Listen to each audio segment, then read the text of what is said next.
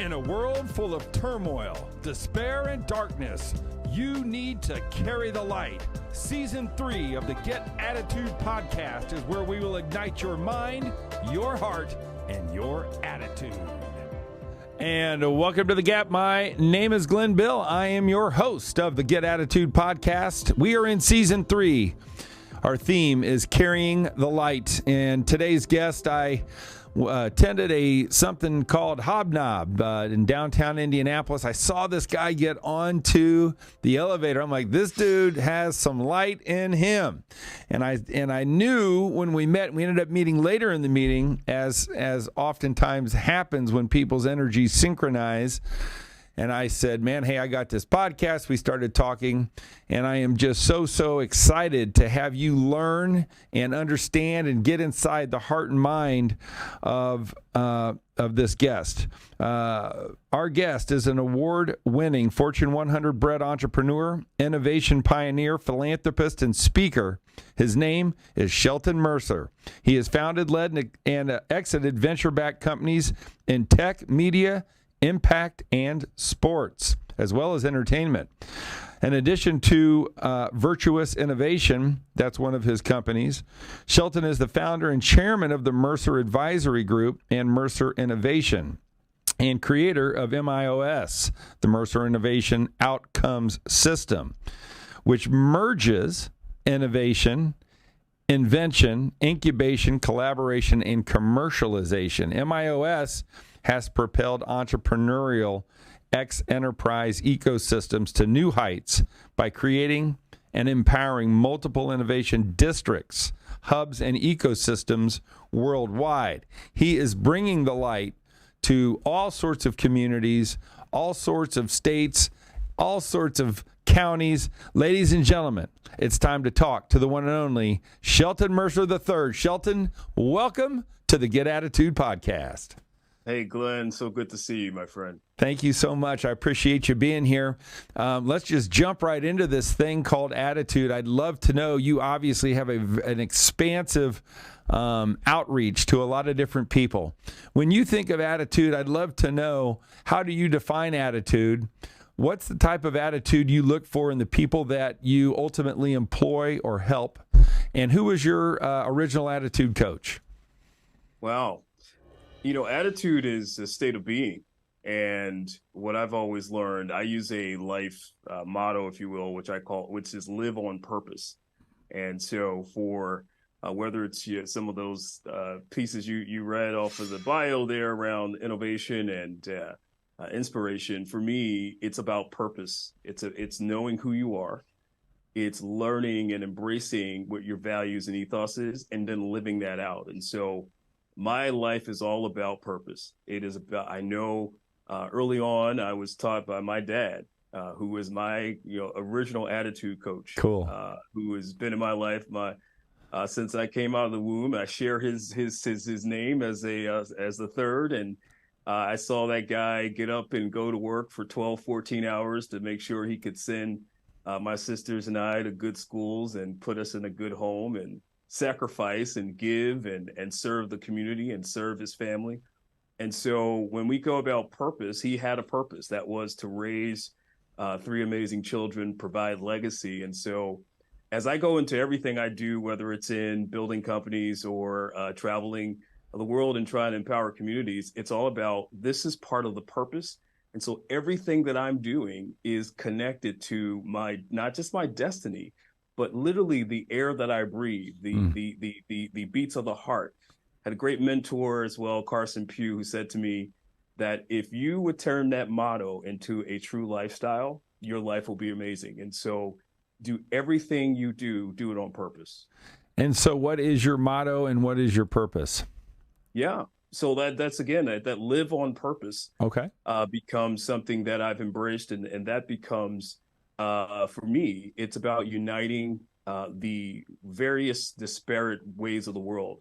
I mean, what we're doing with Virtuous Innovation is an example. We're uniting corporate and capital and venture-backed Silicon Valley startups and innovators and researchers from universities all over the world to solve big problems. And so I see my purpose as one, yeah, I got some really great ideas that I've pushed into the universe. And now I live my days finding ways to unite partners that can collaborate so we can tackle the things that are in our society, whether it is helping to create the next generation of innovators who are launching companies, or helping communities figure out ways to solve problems that affect us in our everyday lives. All of those things coming together, we live as conveners, as collaborators, as connectors for the new ways that we can solve some of the challenges we have in our world. Cool. And so let me take it this way. The person that's listening to us right now may go, hey, that's great, Shelton. I have no idea what my purpose is. I don't know how to find my purpose. Can you talk a little bit about how maybe you found yours, or what advice could you give to somebody who's sitting there going, this sounds awesome, but I don't know how to find my purpose? Like, what's step 1, 2, and 3? If you're somebody that doesn't know your purpose, what would you tell them to do? Yeah, I like telling stories. Cool. And because I think stories are give us more color than just the tips and techniques, and we can get to those. Some years ago, I started my career in big corporate enterprise corporations. I was working for a large corporation, young guy. They handed me a corporate card and say, go conquer the world. I'm working with some of the biggest companies in the world. And at that time, I was working with GE.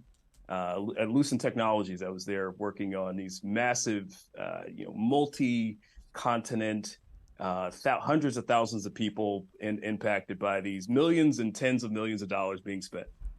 And I'm young. I got a brand new family. I'm not even 30 years old. And the company that I was working for, Lucent, fell into some hard times around stock issues, and so they were looking for people to move on. And I was getting burnt out already at a young age. Working this GE project, 600 sites, 130,000 people around the world. All day, I'm on the phone, I'm traveling on a plane, I'm missing my family, I'm just doing the thing. And I realized that I was doing all of this for something that was chasing after some bit of riches, but the company was worth $30 billion, and I wasn't nowhere near that. Right. So I decided to. They decided at the age of 30, I decided to leave corporate. And it was a tough decision, and everybody my family sometimes looked at me like, what are you doing? My last day in corporate was August 31st, 2001. I had many clients that were in this financial district in New York, and we all know what happened 9/11, 11 days later. And, that shifted my focus. It made me realize that everything I do has to be about, again, I need to find things besides chasing a corporate dream, trying to climb a corporate ladder. And while I have mad respect for many of my colleagues who are now running corporations, we collaborate together.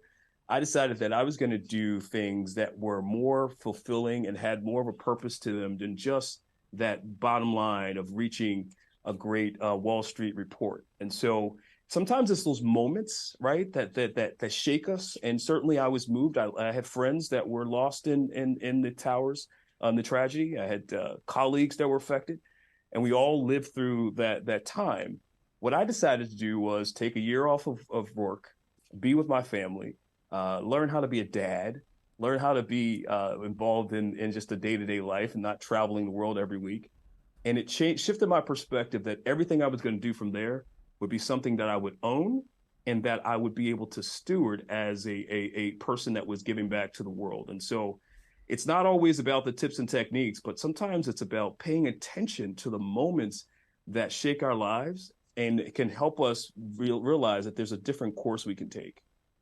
I like that. How, when you think about the adversity that you faced, or that, I wouldn't call it a reckoning, but an awakening, that you said something needs to change. And I think there's a lot of people out there right now unhappy with work, unhappy with their position in life, maybe unhappy with how they view things. How do you deal with adversity when it comes your way? And what advice could you give those people that are unsettled, that maybe don't have the financial means to take a year off? You know what I'm saying? There's a lot of people that feel stuck. So I'd like you to speak about adversity and speak about being stuck. Yeah. I mean, look, we've all just come through one of the most historically disruptive periods of time through the pandemic. And so pandemics have a way of shifting the entire future for us. And so while we all went through the last few years in a different way, I have a lot of folks connected to me whose lives have been changed, whether through illness or through loss of lifestyle and life income. What I always say to folks is that you don't have to do this whole kind of flowery tulips running through the garden. Like you can't ignore it. And so one of the things that happens when adversity comes is what we follow a model, and that is we stop and we actually feel what we're going through. It is so important to not become inhuman when we go through adversity. Like a lot of times you'll read these great authors, and I've got some great inspiration, and they'll tell you the tips and techniques, and you can put your mind in a certain space. Certainly preparing your mind daily and your body by exercise and good living and taking time to have good thoughts in your mind. But there is a point when adversity comes that you have to face it. Yes. You have to deal with it, and you have to say that I am so insignificant when it comes to the world. And what I mean by we live in a vast universe, right? My problems are huge. My problems seem huge rather. Yeah. Except when I look at them in the scope of the universe. And so when we confront what we're dealing with, and then I say, when you confront it, you need to connect with folks. So how do you connect with people who care about you? First thing that I do when I go through a rough time today is I used to go through isolation. We used to do this thing. I'm the captain and commander of my life. I know what's going on. There's an ego thing when you're a young rising leader. You don't want to let them see you sweat, as the commercial would say. But I've learned that connection, when you are going through it, the people who care about you, the people who love you, the people who know you, tell them, hey, man, I am dealing with something that is knocked me off my feet. And watch how they respond, because the people who care about you will respond to your adversity, and they'll say, let me get in there with you. I may not be able to experience the same thing, but let me grab arms with you and let me connect with you. And then we go through it together as a journey, and we confront it. So after we've continued to stop and look at it and connect, we got to confront what we're dealing with. And that's how we come up with the journey to get through it. And so I would say to folks, you lose the ego, lose the pride, but connect with people who care about you, because a lot of times we are isolated in our own adversity. And when we do the connection of people who care, it provides that extra level of love and acceptance and warmth that we need to help us fix our minds, to get a plan together to get through what we're dealing with. Okay, Shelton, so thanks so much and sharing with us that story about leaving that corporate world, which I'm sure a lot of people are going through, and having the self-belief to really feel your purpose. One of our 10 attitude boosters in the book, and that we talk about when we're doing keynote speeches, is this thing called Believe in You. I'd love to know, where did you get the self-belief to do it? What's your concept of self-belief? And how do you think you could help people that are listening today believe in themselves? What's that mean? Is there a trick? Is there a formula to truly believing in yourself? Yeah, so I think, what I was alluding to earlier, purpose defines everything, right? So I think often we're raised to be these folks who go after things. And, and while I am very grateful that I learned how to accept who I am early, I still came up in a generation, probably similar to you, where it's like, listen, you got to figure out, find a career path, go to college, do well, to get good grades, get a good job, and then, chase after whatever you can do. I think some of the beauty about even what you've been doing in your world of inspiring people and creating commerce, that takes something beyond just this whole kind of, I'm going to be a thing, right? A label, a title. Wow. And so for me, it's been about, when I was about, oh my goodness, I use a image on one of my social media to a couple of platforms. It's a young boy sitting on top of a roof with the cityscape. It's really Los Angeles in the background, with a Superman cape on. I mean, it's a red blanket. Awesome. And a little costume, right? And people always remark and say, "Why do you have that image on your social?" And I say, when I was a kid, I always wanted to fly, and so I a few times probably almost broke some bones thinking I could try to be Superman. And that fictitious kind of hero worship thing is not something that I would prescribe for people, but it's aspiration, right? So that aspiration for me, one day I want to be able to fly. And so I've got Superman paraphernalia. I've watched every movie. I've got T-shirts and belt buckles. And I use that image to remind me of that little boy who said, if I could fly, then I could see the world and I could change the world. Now, I never was able to fly in human form, but I have been all over the world. I have been to in boardrooms, in these global corporations, but down on the street levels of places like Haiti and Central America and other places where people have the most desperate situations you can imagine. And so for what I would say to folks is this, is don't chase after being a thing. Don't chase after a title. It's about finding out, again, who are you fully and completely, and what motivates you to be your highest and best self. And that sounds really lofty. And so we say, okay, how do you take some techniques to do that? Start doing stuff. Yeah. When I was in high school and college, I was a carpet salesman at one time. I was a lifeguard at another time. I did door-to-door salesperson at one point in my life. I've had a diversity of experiences that have helped me see the world. Volunteer for a purpose in your backyard, something that you care about, so that you can get some real world chops on what it means to give back. All those things have shaped me to now that, I can determine what I want to do and how I want to do it. But those early days of discovery, right? Seeing the world, flying around, being that little boy in the Cape and saying, the world is here for me to explore. Let me find out what's there and then pinpoint the ways I can have the most impact. I love it. And I'm going to keep with that theme as we finish this interview and as we've done with many, many spectacular people. So I hope you'll play and have some fun with me.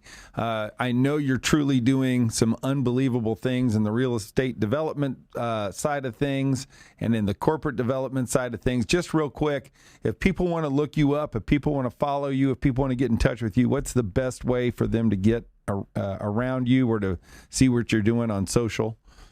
Yeah. So, I think the biggest thing for us is this Virtuous Innovation, which we created actually as I started as a talk, and we've now got a full website and a company, a public benefit corporation that we launched during the pandemic. But that talk was for me to bring my worlds together. You mentioned, yes, the corporate and real estate side around innovation centers. We've helped create over 10 innovation districts and centers around the world, millions of square feet, hundreds of acres, tens of thousands of jobs, billions of dollars in venture capital for the companies who've come through our innovation ecosystem. And so that work still continues. Wow. I've built my own companies as well, which we're proud of. But they can find me, Virtuous Innovation, there. I'm on every social. My name, you can just put it in the little Google machine and you'll find Twitter and Instagram and LinkedIn and all that. Cool.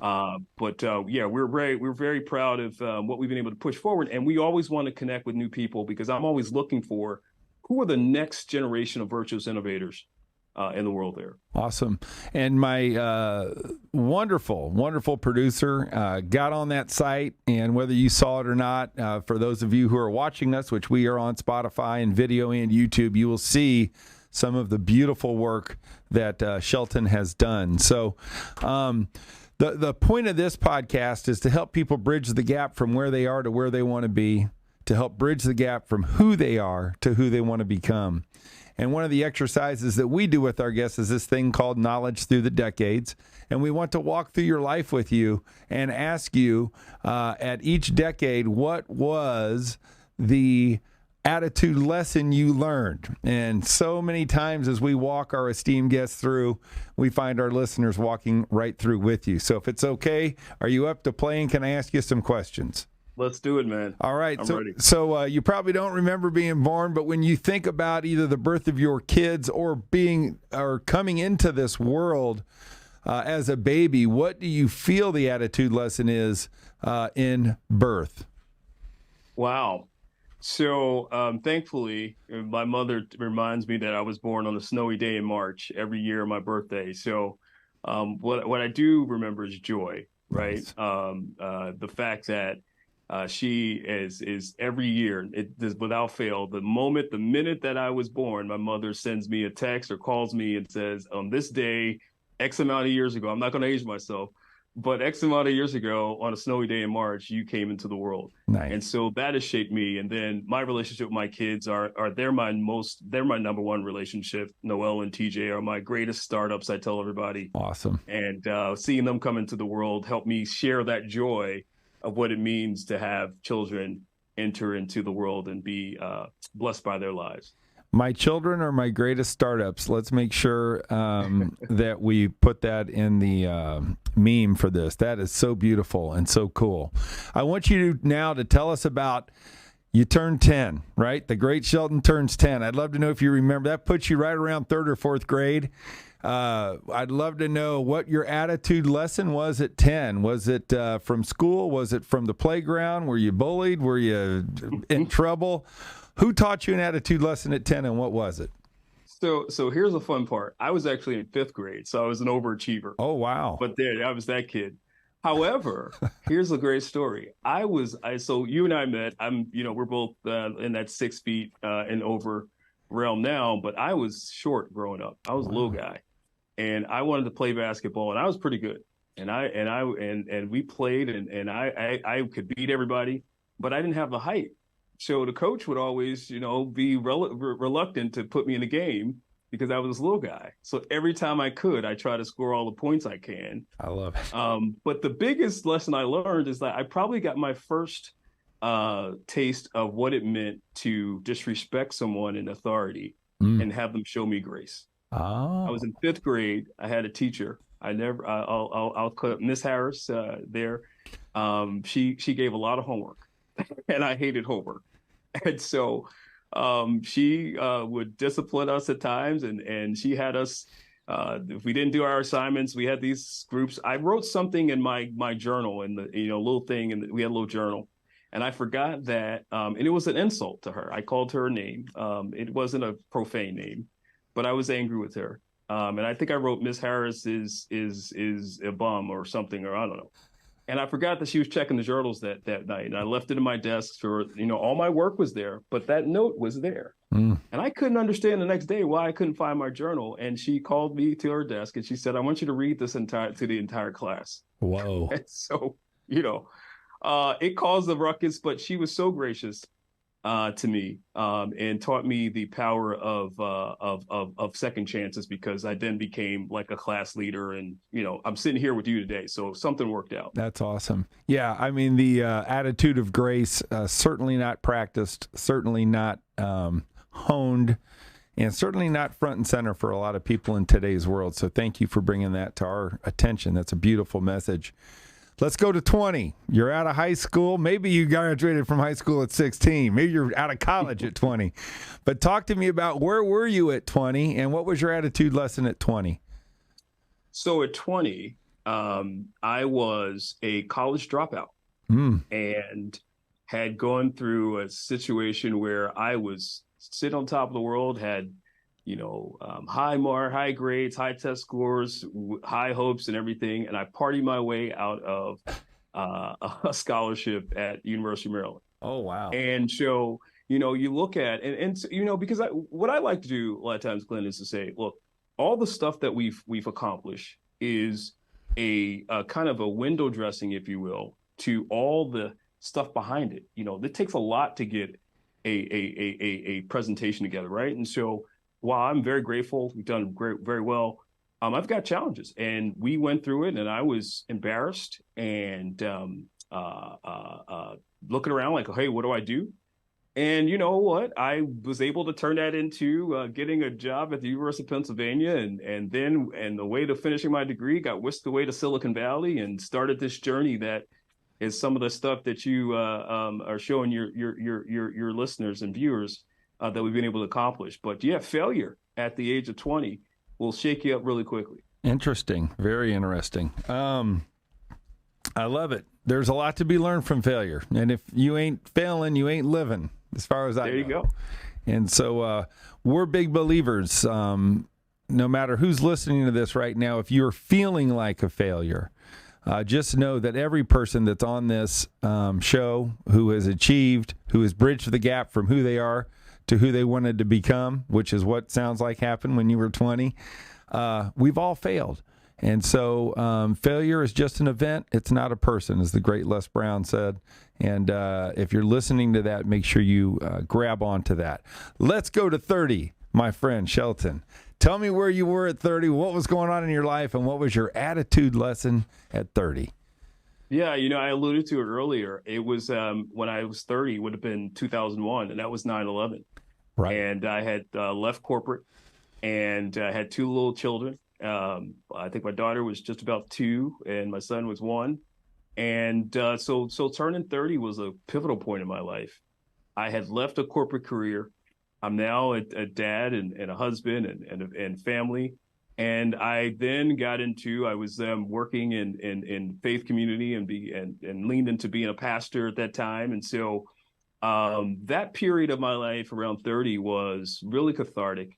I then took on some philanthropic work. It's when I really got into that purpose-driven life, if you will, of how you can do well and do good at the same time. I would say that by 30 years old, I felt like I lived 2 or 3 decades I lived 3 decades, but 2 or 3 decades in business. Really, it was only 1. But the life lessons and the global travels were translated into how can I make a difference in the community around me and then in the world at large. And so I think 30 for me was, when you turn 30, people no longer ask you what you want to be when you grow up, right? They ask you, what are you doing? Right. And I had to make a quick ability to say, I've done some things already that I'm very proud of. And now I'm going to translate them to the new place where I can have even greater pride because I'm doing things that not just make a lot of money for a big corporation, but they also provide a bridge to the purpose pathway that I was building in my life. Yeah, I mean, so good. I wish I would have said this, but it was time for you to stop doing well and start doing good, right? It's the difference between doing well and doing good.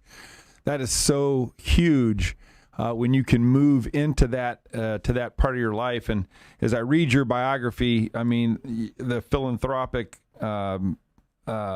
generosities that you have been a part of are outstanding and numerous. And if we get to the end of your life, maybe we'll come back and talk about what was the most meaningful one of those philanthropic events that you've had. So congratulations to you, and just another freaking golden nugget from you on that. That was great.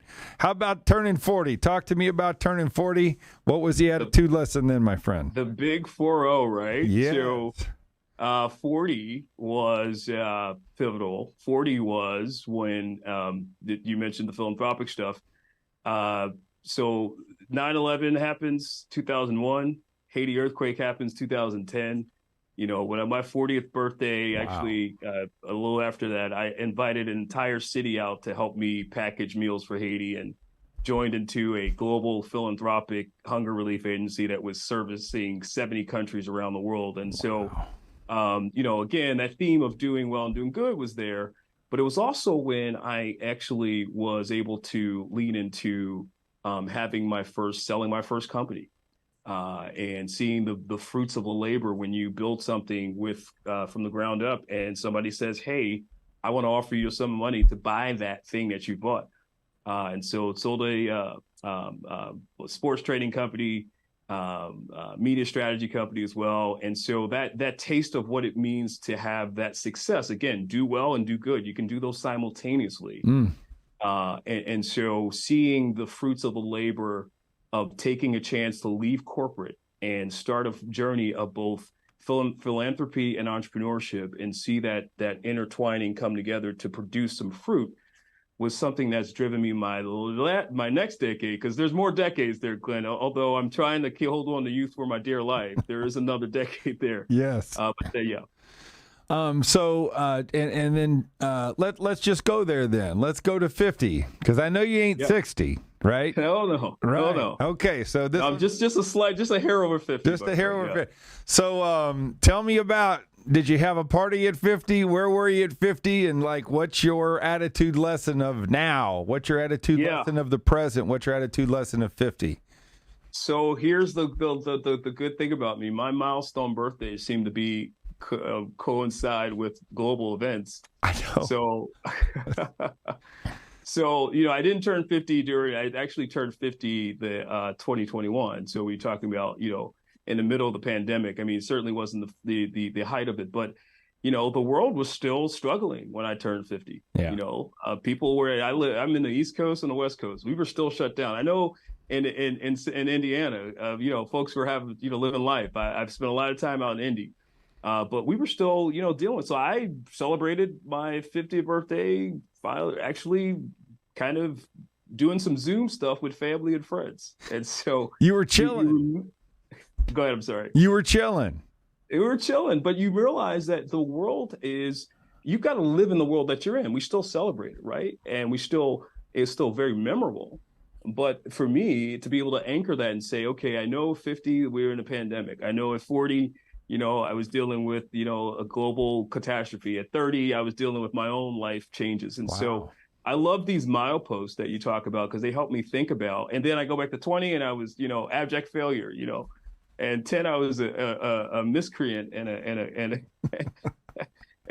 a problem. So it helps you with that retrospective to see where you've come from. And I would say that all of them are important, because they make me who I am as a man, as a person. And I wouldn't change a bit of it. Of course, there are things you always want to do over, but the end result is I'm a proud dad of two amazing humans. I've got some awesome, brilliant people who work with us to help us push this uniting of various sectors that are solving problems in the world now. And I'm just very grateful for it.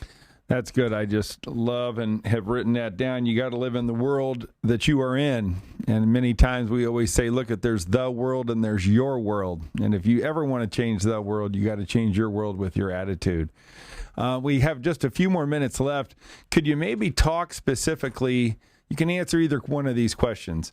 What do you feel is the collaboration that you've created that has made the most impact? Right, and tell us about that or that story. Or if you want to, depending on time, tell us about the hardest time in your life where attitude played a role in pushing you through to the next side. Yeah. I think we've spent some time, I think, talking about the challenges. And I think, I want people to know, life is challenges. And so, I think where I am right now is the most incredible place I've been in the history of my life. Awesome. What we have endeavored to do. There's a quote that has inspired me, even around launching Virtuous Innovation. And that it's something when the work that you're doing right now, you can say, I know that this is my highest and best work to date.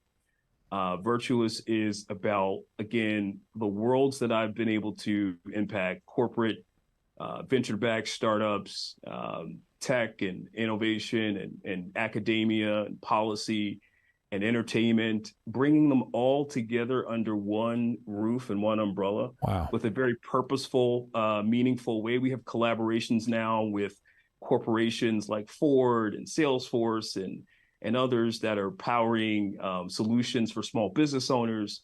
We're working with additional communities to build, in Indy and in your backyard there, we've got the 16 Tech Innovation District, which is not just Indiana University and Eli Lilly and Purdue and Notre Dame and Rolls-Royce and Cummins and all those. We've got 40 small business owners in a marketplace that are working every day, open to the public. Wow. Bakers and butchers and barbers, banks, all in that place. And so the intentional building of innovation that has life to it, innovation that you can feel, is something that I'm doing right now, and it makes me get up every day with new ideas and with new vigor to make sure that we can change and shift the world that people are living in, and use and work with them to shift their reality as it stands. And so whether we're working with, again, Fortune 100 CEOs and C-suites, or we're working with, brand new college students who are starting a career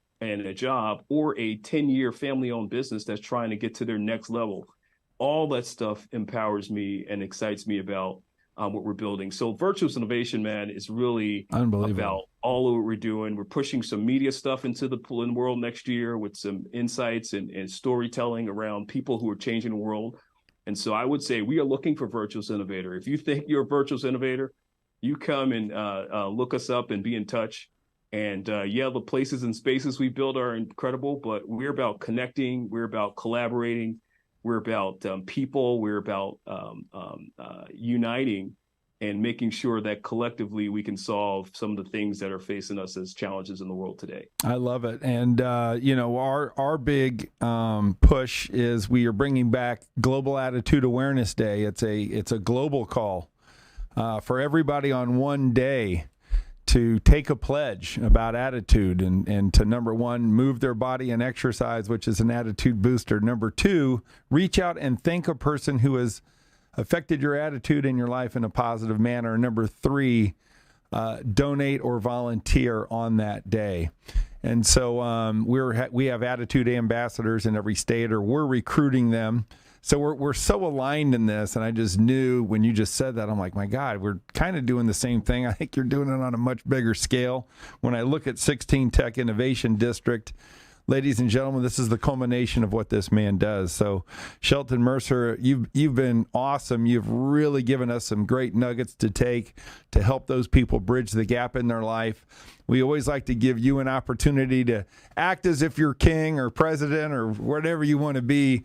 But there are people out there that come to this podcast that are listening to you today that are looking, I always call it a message of hope or a message of direction, however you want to do it. But if you can, get on your Keynote soapbox if you want. We got about 2 or 3 minutes. And just simply talk directly to that person that's walking on the beach who feels defeated, that's sitting in their car crying because their spouse left. Just whoever it may be, there's somebody that in the next 2 minutes, I hope you can deliver a message that will change their life. So I hate to put you on the spot, but buddy, I know you got it. Go ahead and give us your message of hope and direction. Yeah, so I've been studying and looking at this. I like water. I like swimming. I like lakes. I like oceans. All that. I like boats. I like boats a lot. And one of the things that we found is there is a reason why big boats like ocean liners and aircraft carriers don't dock in the same place as small boats, whether it's a sailboat or even a small yacht. The reason is that, and the reason why they don't follow the same waterways, because while you may be able to get in front of a big boat, if you're behind a large boat, the wake that it leaves causes more disturbance in the water than the boat itself. And so what happens in some of these, and you've seen some of the videos, maybe you've seen them in your life, where you get a big boat coming through a place where people were smaller boats, and it takes a while, but then after a few moments, those boats are thrown up with waves and tossed over and capsized. Yes. And often it's because they are trying to follow behind a larger, big, hairy thing that they feel like they should be chasing. And the reality is that if you chase after things that are out there, that are unknown, that you feel like are shiny, and that people are telling you you're supposed to chase, you often get caught up in the wake. There's a reason why planes don't take off right in a row, because if a plane takes off too close to the one in front of it, it'll get caught in its turbulence wake and fall out of the sky. So the point is this, is in order for you to not to get caught in the wake of the boats, you've got to build your own boat, get in your own stream, and figure your path, the way together, and not be chasing after something that somebody tells you should chase after, not to be looking for glory or fame, because you could get sucked up into a wake, tossed about, capsized, when you have your own ability to get in your vessel, blaze your trail, carve your path, and get to the destination that you're looking for. And so we want everybody to live on purpose. We want everybody to be exemplifying virtuous living and virtuous ways of connection. And my hope is that you stay out of the wakes of big old hairy boats that you don't need to be chasing anyway. I love it. That is Shelton Mercer with Virtuous Innovation, right? virtuousinnovation.com. You can look him up. You can see the great things he's doing. If you think you're a virtuous innovator, feel free to reach out to him. Tell him that you heard him on the Get Attitude podcast. Shelton, I'm so grateful to you. Thank you for your time. God bless you very much. God bless your family. And I look forward to seeing you on the next Get Attitude podcast.